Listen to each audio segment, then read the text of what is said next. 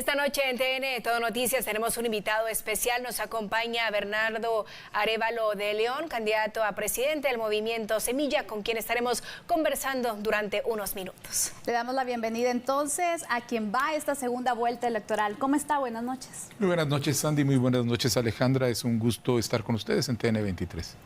Sin duda estas elecciones vinieron con sorpresa. Y usted es una de ellas, junto a Karin Herrera en la vicepresidencia. Queremos saber, ¿se esperaba usted ese resultado o qué pasó por su mente cuando le indican que va precisamente en las primeras posiciones de las elecciones? Bueno, nosotros aspirábamos a este resultado y de hecho nosotros lo que sabíamos era que las encuestas de opinión que no nos ponían en ningún lugar estaban equivocadas, porque en la calle, en todo el contacto que hacíamos por medio de las redes, nosotros teníamos otro tipo de respuesta y sabíamos que era una muy buena respuesta, con mucho entusiasmo de la población. Entonces sabíamos que no íbamos en donde decían y decíamos vamos bastante adelante, pero no teníamos claridad dónde aspirábamos a estar ahí. Pero cuando empezamos a ver que desde el comienzo vamos en primer lugar y que ahí estuvimos entre primero y después segundo y no nos bajamos, pues fue una agradable constatación de que el trabajo que se hizo, la campaña que se hizo y el llamado que se hizo a los guatemaltecos a votar con ilusión, con confianza, con ganas de tener un futuro mejor, pues dio resultado. Candidato, sin embargo, vemos que en las encuestas se plantearon otros escenarios, se planteaban a otros candidatos que iban punteando en los primeros lugares. ¿A qué atribuye que Movimiento Semilla en este caso no estaba en estos lugares? Bueno, esa es una muy buena pregunta y nosotros precisamente nos hacíamos la pregunta el otro día: ¿qué están midiendo estas encuestas que no nos encuentran a nosotros? Ahí nosotros, algunos le han dicho el voto silencioso. Nosotros lo que creemos es que nuestra campaña fue sumamente efectiva, pero es evidente que los mecanismos que han estado usando las encuestadoras pues sencillamente no están funcionando de la manera más adecuada, y que hay que afinar esas metodologías para lograr tener las lecturas sobre lo que está pasando realmente, que es pues, lo que se llama la sorpresa, es tal vez la falta de una lectura adecuada anteriormente. Definitivamente. Se viene la segunda vuelta el 20 de agosto. De este momento hasta 36 horas antes, se vienen también las alianzas, los pesos, los contrapesos. ¿Buscarán ustedes alianza con algún sector, con algún partido? ¿Cuál puede ser la estrategia a jugar? Sabemos que no puede dar detalles, pero ¿qué nos puede comentar? Bueno, mire, un par de cosas muy concretas sí le puedo decir. Primero, toda estrategia de alianzas, en el caso nuestro, va a ser a partir de nuestros principios como partido, de los principios que están plasmados en el plan de gobierno, de los objetivos del plan de gobierno. Es decir, van a estar plasmados alrededor de esos grandes objetivos que nosotros hemos identificado. Y lo segundo es que la alianza es fundamentalmente con el pueblo de Guatemala.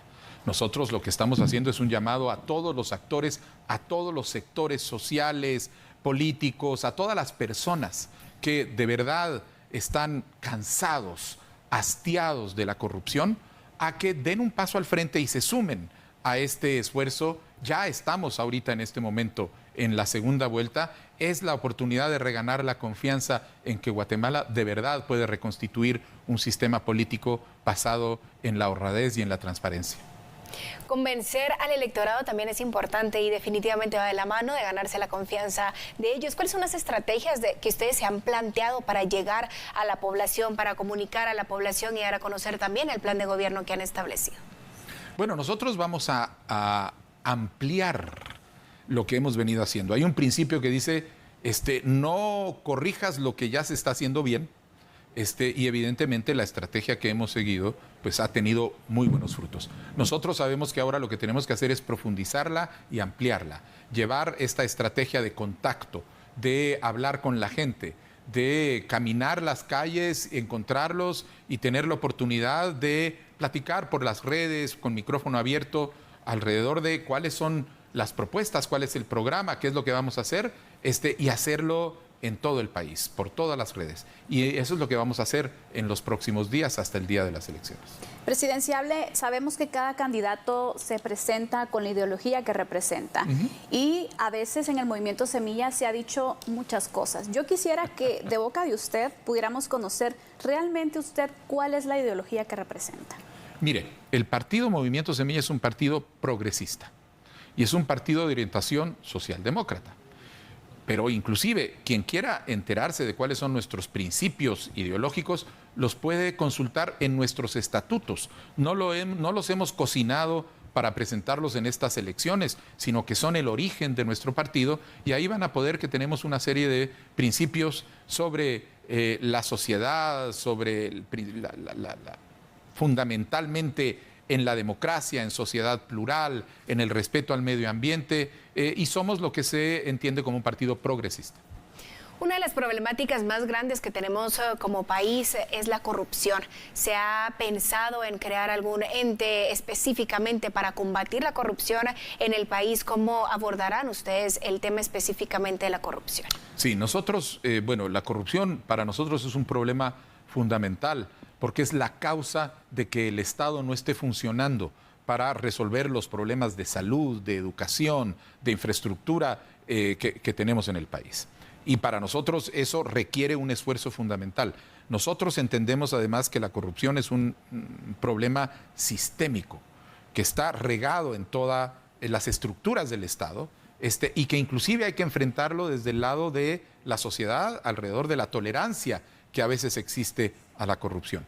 Y eso requiere el desarrollo de una estrategia para un mecanismo que trabaje en todos los distintos niveles. Es lo que nosotros llamamos un sistema nacional anticorrupción que reconozca que el problema está generalizado, que es serio y que vamos a tener que invertir mucho esfuerzo en hacerlo durante mucho tiempo, pero que desde la perspectiva de un ejecutivo que está comprometido en la lucha contra la corrupción y que lo ha demostrado en su carrera, en su trayectoria ahora en el Congreso, pues vamos a hacer un mecanismo que permita que en los distintos espacios del Estado vayamos generando esta recuperación de las instituciones para que las instituciones funcionen.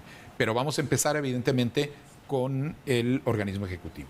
¿Hay un mecanismo en específico que ustedes ya han pensado para este combate a la corrupción? Que de hecho el combate a la corrupción ha sido uno de los temas que ustedes han planteado como parte también de sus políticas. Nosotros lo que hemos dicho es este Sistema Nacional Anticorrupción. Lo que pasa es que este Sistema Nacional Anticorrupción tiene que ser el producto de un trabajo y nosotros primero vamos a trabajar con el conjunto de la sociedad alrededor del tema, pero además vamos a asesorarnos con los guatemaltecos que más saben sobre cómo funciona la corrupción en Guatemala, y estos son los guatemaltecos que ahorita han sufrido embates por parte del sistema cooptado corrupto. Se los ha perseguido, se los ha criminalizado, se los ha acosado. Esta gente se ha visto obligada muchas veces a abandonar el país. Tenemos hoy un exilio. Después de décadas de no tener exiliados, tenemos un exilio político que está constituido por esta gente que está fuera del país porque está siendo acosada desde este mecanismo de corrupción, y con ellos vamos a entender cómo funciona ese aparato para poder hacer el diseño de la estrategia más adecuada. Candidato, sobre esto a lo que usted hace referencia, ¿cómo se estaría implementando desde el organismo ejecutivo? ¿Cómo se estaría ampliando esta cobertura y esta lucha en contra de la corrupción? Bueno, vamos a hacer, evidentemente, el objetivo tiene que ser, en primer lugar, comenzar con una estrategia adentro del organismo ejecutivo. El organismo ejecutivo, desde el momento en donde la presidencia de la República va a ser absolutamente intolerante a la corrupción, va a exigir en el gabinete de gobierno una intolerancia completa a cualquier acto de corrupción. Cada ministro va a ser responsable de garantizar que dentro de su ministerio se cese cualquier tipo de práctica corrupta que exista. De esa manera vamos a ir a lograr ir bajando en la escala institucional hasta poder llegar hasta las formas de corrupción más pequeñas. Pero eso puede hacerse exclusivamente si se empieza a combatir con la gran corrupción que existe en los grandes niveles. Y a partir de ahí vamos a empezar a diseñar estrategias para lograr recuperar el sistema de justicia, pensar en cómo vamos a hacer para desactivar los mecanismos que permiten que haya actos de corrupción en el Congreso de la República, en las municipalidades y en general en toda la estructura institucional del país. Presidenciable, quisiéramos conocer, hay un tema que pues genera muchos comentarios y opiniones, que es la Agenda 2030. ¿Cuál es su posición respecto a esta agenda? Mire, la Agenda 2030, cuando me han hecho la pregunta, la Agenda 2030 que nosotros conocemos es la Agenda del Desarrollo Internacional. Es una agenda que ha sido construida y aprobada por todos los gobiernos del mundo en el sistema de Naciones Unidas y que en el caso de Guatemala fue compatibilizada con los Objetivos Nacionales de Desarrollo durante el gobierno de Jimmy Morales. Ahí fue donde se hizo esta integración. Y es una agenda que habla sobre objetivos de reducir mortalidad infantil, objetivos para detener el calentamiento global, objetivos para luchar contra la desnutrición. Esa agenda del desarrollo que nosotros conocemos como la Agenda 2030, con esa, y que además ya ha sido parte del proceso de planificación dentro del país, con esa estamos nosotros claramente de acuerdo, siempre y cuando responda a los intereses y a los objetivos que tiene nuestro país. Es decir, la agenda nunca es una agenda que viene y se toma por completo y acríticamente, sino son las autoridades nacionales las que la ajustan a las necesidades del país, que fue lo que se hizo en este caso durante el gobierno de Jimmy Morales. Hay gente que nos ha planteado que en algún momento la Agenda 2030 habla de cuestiones como obligar a los países a que dejen de consumir carne para consumir proteína de insectos y ese tipo de cuestiones. Pues la verdad yo no lo he encontrado en ningún lado, y es una cosa que en todo caso pues no corresponde a nuestra economía, etcétera, y no habría por qué entrar en esos temas. ¿Alguna acción o alguna programación específica que tengan contemplado ustedes que vaya enmarcado en la Agenda 2030? Nada más de lo que ya ha sido establecido en los programas de gobierno. No. Presidenciable, en las elecciones generales llamó muchísimo la atención el tema de la participación de los jóvenes, donde muchos de estos jóvenes pues depositan la confianza en usted y vemos que también el movimiento Semilla está integrado por muchos jóvenes. Quisiéramos saber cuál sería su prioridad o su proyección hacia esta población que también tiene tantas esperanzas en que las cosas vayan cambiando. Sí, no, para nosotros es muy importante. De hecho, nuestro partido es un partido intergeneracional, en donde ustedes los pueden ver en los listados de diputados, inclusive los diputados que han sido felizmente electos al Congreso de la República, que tenemos muchísima gente joven, muchísimas mujeres jóvenes en particular. Y lo hacemos porque creemos que los jóvenes son parte y tienen que ser parte de todo este proceso político, y en nuestro programa de gobierno nosotros tenemos claramente identificadas una serie de medidas para la juventud que van desde programas alrededor de cuestiones educativas, por ejemplo, una ampliación de toda la educación media en el país. Desafortunadamente, nosotros tenemos una realidad en donde únicamente uno de cada 4 jóvenes que terminan el sexto primaria tienen acceso a educación básica o diversificada, y eso evidentemente hay que corregirlo, hay que ampliar las oportunidades de educación en el nivel medio y en el nivel diversificado, hay que hacerlo con educación adecuada a nuestra época, con tecnología. Aparte hay que tener los programas de capacitación para que haya mucha gente que tenga el derecho, que tiene el derecho a la formación, que pueda pasar por estos tipos de cursos sobre oficios, sobre todo tipo de habilidades que son necesarias para la economía y que pueden potenciar su capacidad dentro del mercado laboral, y programas muy claramente orientados a jóvenes emprendedores, jóvenes hombres y mujeres que están empezando, que deciden hacer un emprendimiento de cualquier tipo y que lo que necesitan es apoyo en términos de crédito accesible, no los créditos que están accesibles a nivel comercial. Nosotros tenemos un programa de crédito fácil donde el Crédito Hipotecario Nacional va a facilitar créditos del 5% anual el contraste es con las tasas del 23, 24% que están en este momento en la banca comercial. Y aparte vamos a tener mecanismos y programas de apoyo a las personas que acuden a estos préstamos para que además tengan las herramientas para lograr que tengan mayores probabilidades de éxito y de esa manera puedan salir adelante. El pasado 25 de junio fue un día muy esperado por los guatemaltecos. Se llevó a cabo una verdadera fiesta cívica. A su criterio, ¿cómo se desarrollaron las elecciones? ¿Cómo se llevó el proceso electoral?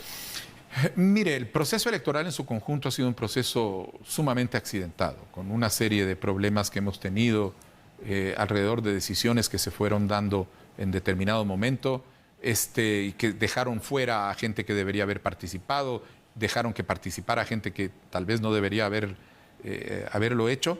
El día de las elecciones, afortunadamente, es un día que, salvo los casos aislados que hemos conocido de violencia en algunos lugares, Zapotitlán, San José del Golfo, pues transcurrieron razonablemente y con una afluencia razonable. Yo tuve la oportunidad de estar en 4 o 5 puestos de votación porque acompañaba a mi esposa, a mi hija, inclusive a mis nietos a la votación infantil. Y en todos el ambiente era un ambiente positivo, inclusive había entusiasmo en la gente. Fue una fiesta cívica, por lo menos eso es lo que se sentía y es lo que necesitamos recuperar como país y sobre todo con una afluencia de juventud. Necesitamos que la gente joven vuelva a recuperar ese compromiso, ese interés en participar, ese interés en hacer valer su derecho y hacer valer la posibilidad de que ellos marquen el futuro. Presidenciable, este 20 de agosto se va al balotaje junto a Karin Herrera. Un mensaje de forma breve que le quiera enviar a los guatemaltecos, por favor. Su cámara está lista. En este momento, el 20 de agosto, nosotros vamos a tener la oportunidad de escoger entre mirar al pasado o mirar al futuro, entre vivir en el marco de un sistema político que está anclado en un sistema de corrupción y que nos tiene hundidos en este pantano en el que vivimos en este momento, o optar por una opción política que lo que quiere es fundar las bases para el desarrollo de un país incluyente, democrático y libre, donde todos y todas puedan tener una vida en dignidad. Ese es el Movimiento Semilla y los invitamos a confiar en nosotros. Desde TN Todo Noticias agradecemos su participación y el haber aceptado esta entrevista, haber conversado con nosotros y por supuesto poder dar a conocer a la población guatemalteca que seguramente estuvieron muy atentos a esta información. Muchas gracias, Alejandra, muchas gracias, Sandy, y muy buenas noches a la audiencia. Gracias, presidenciable. Con esta entrevista nosotras nos vamos a la pausa, regresamos enseguida con más noticias.